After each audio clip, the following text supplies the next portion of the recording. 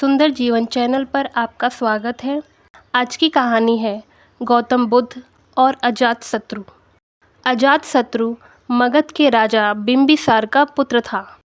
बिंबिसार गौतम बुद्ध के विचारों को मानने वाले थे और उनके उपदेशों को सुनकर धर्म के मार्ग पर चलने लगे थे। लेकिन अजातशत्रु गौतम बुद्ध को पसंद नहीं करता और अपने पिता की आस्था से असंतुष्ट था।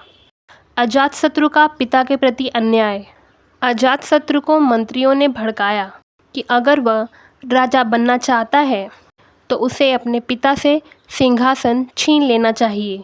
सत्ता के लोभ में अजातशत्रु ने अपने ही पिता को बंदी बना लिया और उन्हें कठोर कारागार में डाल दिया।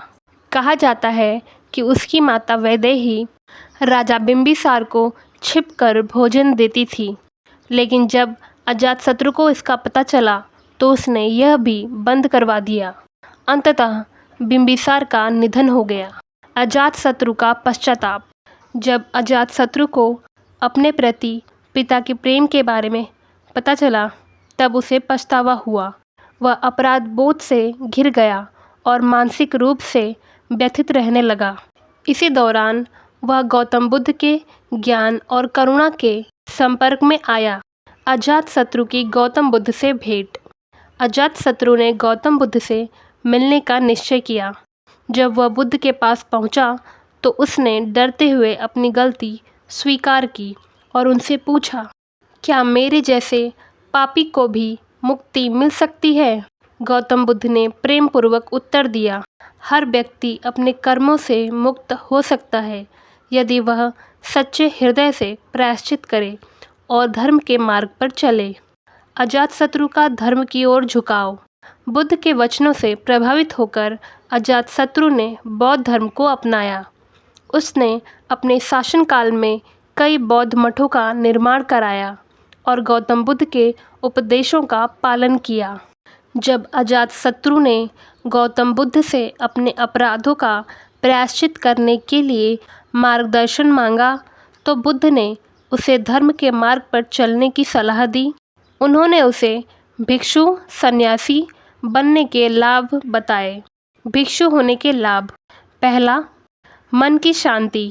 सांसारिक जीवन में व्यक्ति क्रोध, लोभ, मोह और अहंकार से घिरा रहता है, लेकिन भिक्षु बनने से वह इन बंधनों से मुक्त होकर मन की शांति को प्राप्त कर सकता है। दूसरा, दुखों से मुक्ति। जीवन में सभी दुख हमारे अज्ञान और बंधनों से उत्पन्न होते हैं। भिक्षु बनने से व्यक्ति इनसे मुक्त होकर निर्वाण मोक्ष की ओर अग्रसर होता है। तीसरा लाभ, पापों का प्रायश्चित।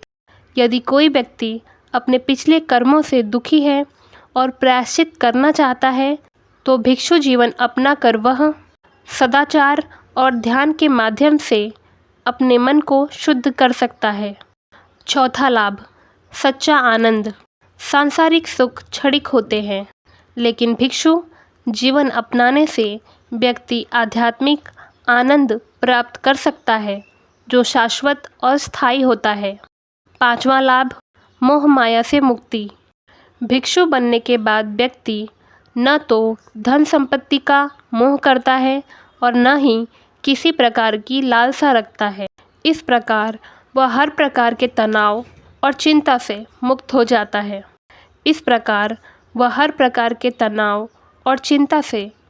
जाता है। छठा लाभ, निर्वाण की ओर अग्रसर। भिक्षु जीवन बुद्ध के बताए अष्टांगिक मार्ग, सम्यक दृष्टि, सम्यक संकल्प, सम्यक वाणी, सम्यक कर्म, सम्यक आजीविका, सम्यक प्रयास, सम्यक स्मृति, सम्यक समाधि पर चलकर व्यक्ति अंततः निर्वाण को प्राप्त कर सकता है। हालांकि अजातशत्रु ने तत्काल भिक्षु जीवन नहीं अपनाया, लेकिन बुद्ध के उपदेशों से प्रभावित होकर उसने अपने राज्य में बौद्ध धर्म को फैलाने में सहायता की और बुद्ध के अनुयायियों को सम्मान किया। यह वीडियो आपको कैसा लगा कमेंट में लिखें। मिलते हैं अगले वीडियो में।